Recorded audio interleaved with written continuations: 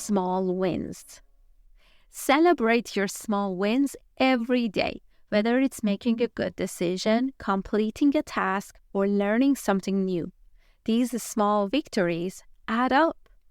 Each episode of this podcast gives you a new tip for financial, marketing, and mindset growth.